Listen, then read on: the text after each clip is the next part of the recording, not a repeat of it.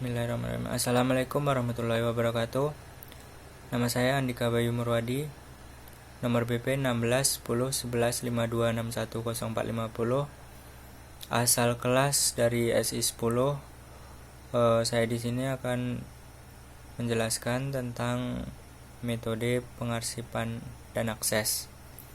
Baik, kita masuk ke bab 1, yaitu sistem file. Sistem file terbagi menjadi dua, yaitu berkas dan akses. Yakni di sini merupakan sistem simpanan, pengelolaan dan penyimpanan data dalam media penyimpanan eksternal. Di sini ada 3 bagian. Yang pertama, informasi, merupakan data yang telah diolah atau hasil dari pengolahan data. Dan yang kedua, klasifikasi data. Klasifikasi data ini dibedakan menjadi 3 macam. Dan yang pertama, kelompok data tetap. Yang kedua, kelompok data tidak tetap. Dan yang ketiga, kelompok data yang berubah menurut waktu. Yang ketiga, database management system atau disingkat dengan DBMS. DBMS di sini merupakan sistem perangkat lunak yang bertujuan khusus untuk pengelolaan, penyimpanan, dan manipulasi informasi database. Kita masuk yang B, file. File di sini adalah kumpulan record sejenis tersimpan dalam media.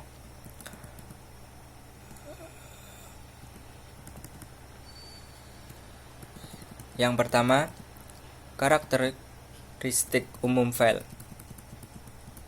terbagi menjadi 3 bagian, yakni yang pertama persistency, dan yang kedua shareability, yang ketiga sys. Kita masuk yang kedua, karakteristik khusus file. Karakteristik khusus file ini dibagi menjadi 4 bagian. Yang pertama, file dapat diciptakan dan dihapus. Yang kedua, memiliki nama yang unik. Dan yang ketiga, memiliki parameter perangkat.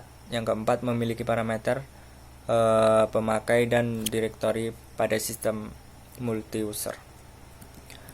Yang ketiga, klasifikasi file.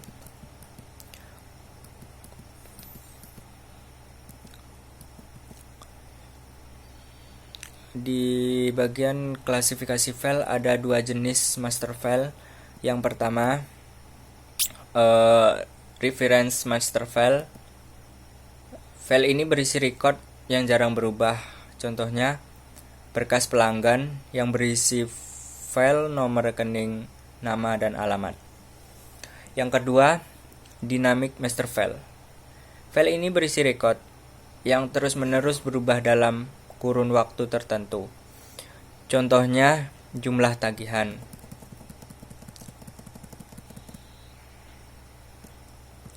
Baik, kita masuk yang bab 2, yakni media penyimpanan. Media penyimpanan di sini adalah peralatan fisik yang menyimpan referensi data. Media penyimpanan terbagi menjadi 2 bagian. Yang pertama, penyimpanan primer, yakni kecepatan akses tinggi, kapasitas lebih kecil, dan berharga mahal, atau internal storage. Dan yang kedua, penyimpanan sekunder, kecepatan akses rendah, kapasitasnya besar dan berharga lebih murah, atau external stock. Baik, yang B, tipe storage. Yang pertama, volatile storage. Berkas data atau program akan hilang bila listrik dipadamkan.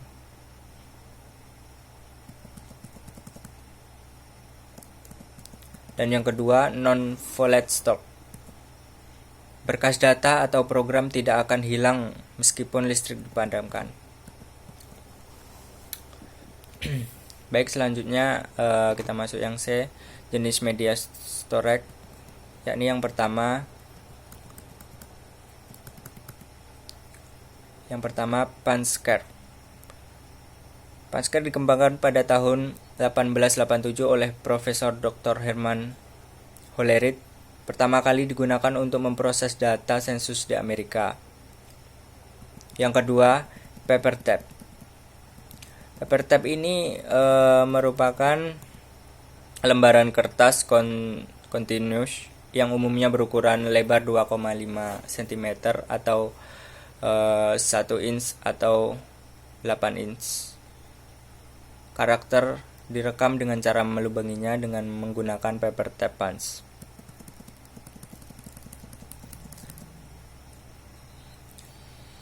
Yang ketiga, magnetic tape merupakan media rekaman yang terbuat dari pita tape tipis yang dilapisi partikel besi oksida atau krom oxide atau partikel lain yang bersifat magnetis.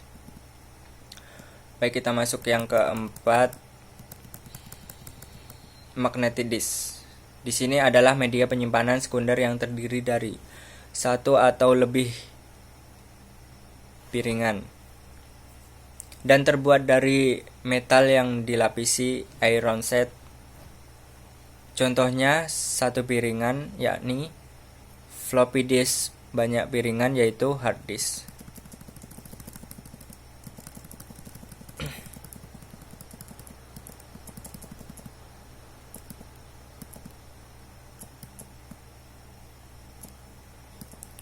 Baik, kita masuk ke bab 3, magnetic tape. Magnetic tape di sini merupakan media rekaman yang terbuat dari pita tape tipis yang dilapisi partikel besi oksida atau krom oxide atau partikel lain yang bersifat magnetis.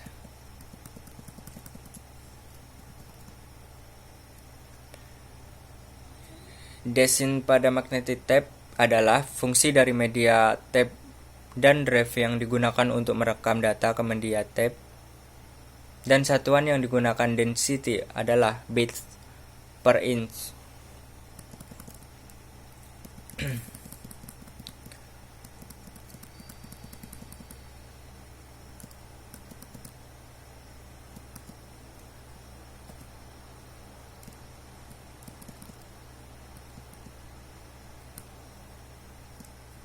Baik, kita masuk ke bab 4, organisasi file sequential. Organisasi file sequential di sini merupakan suatu teknik atau cara yang paling dasar untuk mengorganisasikan kumpulan record-record dalam sebuah berkas atau file yang disimpan dalam urutan tertentu, di mana urutan dari record-record tersebut dipilih dari salah satu file yang ada yang disebut file kunci atau key file. Contohnya di sini pada file mahasiswa dan file pelanggan yang menjadi file kuncinya adalah nomor atau nomor BP dan kode pelanggan. Media penyimpanan yang digunakan adalah magnetic tape. Baik, dari keuntungan dan kelemahan di sini, keuntungannya dapat melakukan pengaksesan record secara cepat, dan kelemahannya tidak dapat mengakses langsung pada record yang diinginkan. Tidak bisa mengakses record dengan cepat. Ciri-cirinya, yang pertama, record dibaca secara berurutan, dan yang kedua, perubahan atau penambahan data record sukar dilakukan. Yang ketiga, efisiensi dalam penggunaan tempat penyimpanan. Yang keempat, sangat baik untuk frekuensi data yang kecil. Dan yang kelima, data tersimpan secara teratur menurut prinsip FIFO atau first in first out. Baik, yang kita masuk yang C, pembuatan file sequential.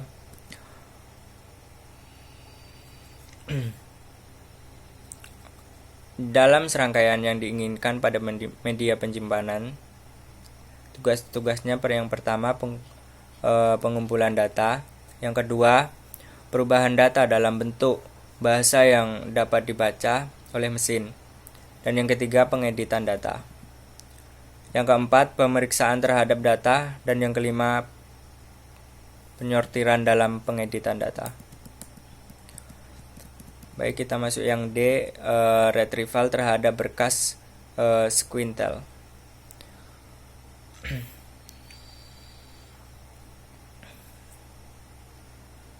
Record pada berkas Squintel directive secara berurutan dari sebuah berkas bergantung pada jumlah data yang dihasilkan. Untuk peretrieval dengan cara Squintel, perhatikan terlebih dahulu hit ratio-nya. Dan yang E, hit ratio. Untuk mendapatkan informasi yang diinginkan, dibagi dengan banyaknya record dalam berkas tersebut. Semakin rendah hit ratio, semakin tidak baik.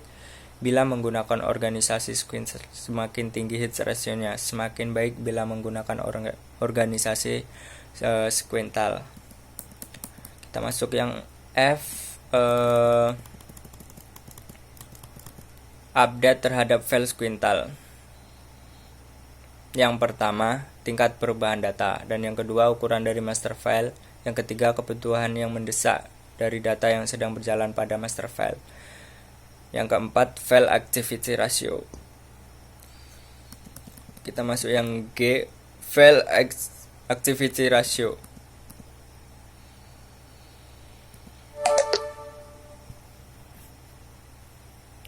Banyaknya record pada master file yang diupdate dibagi dengan banyaknya record pada master file. Semakin tinggi activity ratio, semakin lama proses pengupdatean master file. Kita masuk yang H, penggunaan file Squintel. Konsep file master dan file transaksi digunakan untuk organisasi file Squintel. Yang kedua, penggabungan data dari sejumlah file Squintel diperlukan file terurut sehingga seluruh data ditemukan dalam sekali pencarian ke arah depan. Contohnya yang pertama, pada monthly billing untuk perusahaan listrik, air bersih, telepon, dan lain-lain. Yang kedua, syntax select from pegawai, order by ID pegawai. Kita masuk ke bab 5, yaitu organisasi berkas relatif.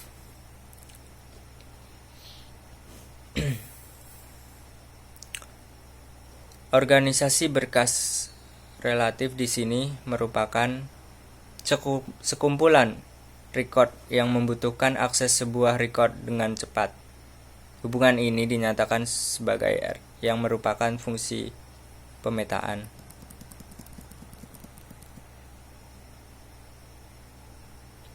Yang B, proses berkas relatif. Dalam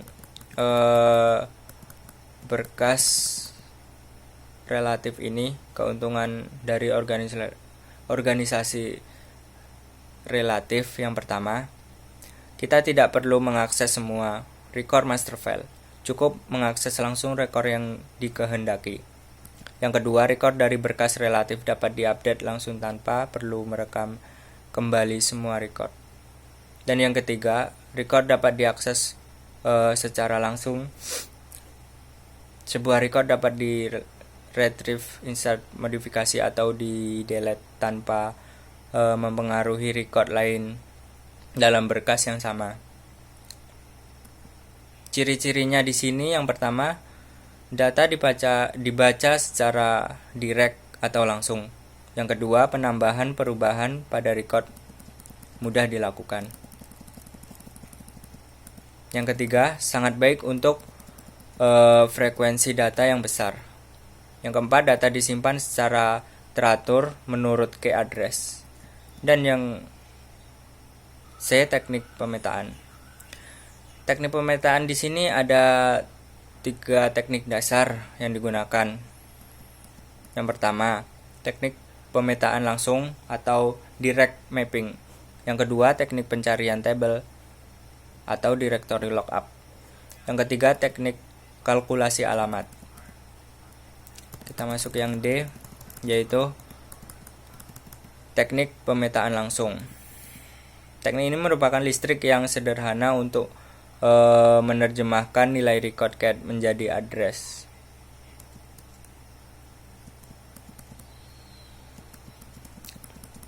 Yang baik, selanjutnya yang E, teknik pencarian tabel.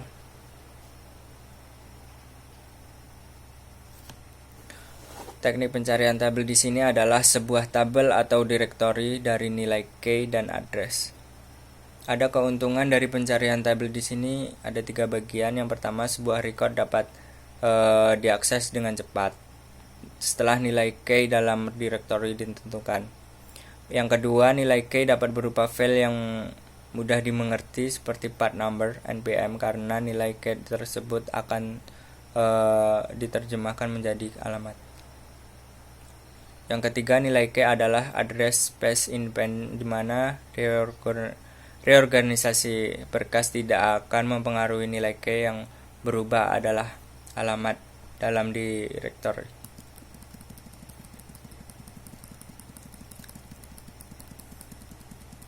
Kita masuk yang F, teknik kalkulasi alamat. Teknik kalkulasi alamat di sini adalah dengan melakukan kalkulasi perhitungan terhadap nilai key, hasilnya adalah alamat relatif.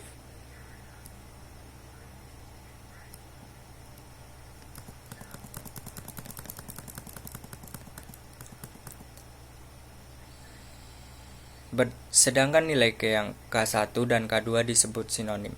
Sinonim adalah 2 atau lebih nilai key yang berbeda pada hash ke home address yang sama.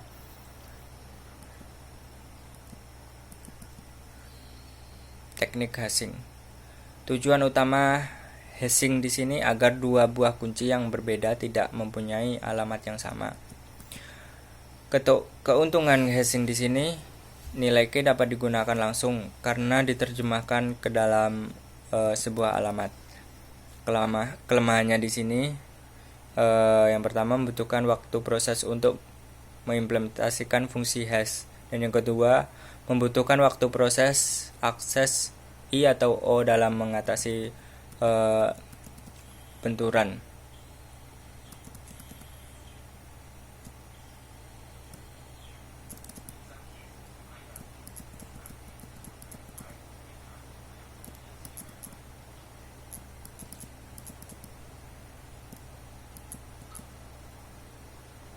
Baik, kita masuk ke bab 6, yaitu organisasi file index sequential.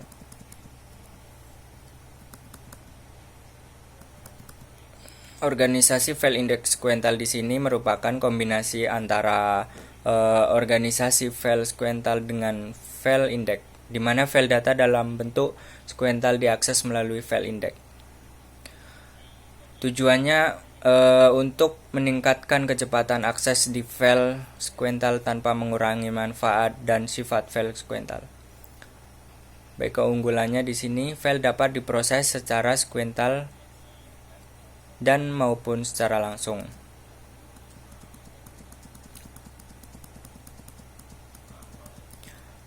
Komponen file index sequential di sini ada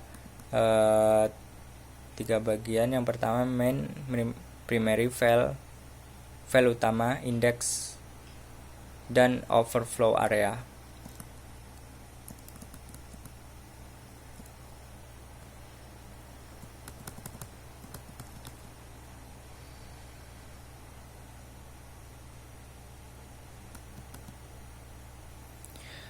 File index berisi kumpulan isian indeks untuk mengacu record di file utama.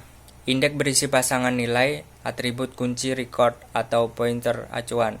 Untuk record berukuran besar, isian indeks lebih kecil dibanding file utama, sehingga ruang pencarian di file indeks lebih kecil. Baik, untuk yang pertama, pengaksesan pada file index sequential. Yang kedua, pembacaan seluruh record di file, dan yang ketiga, reorganisasi, dan yang keempat, struktur file. indeks sekuental.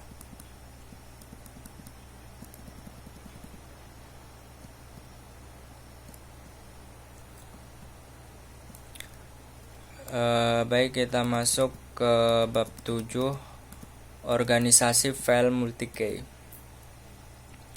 Organisasi file multi-key di sini adalah organisasi berkas yang memperbolehkan record diakses oleh lebih dari satu key.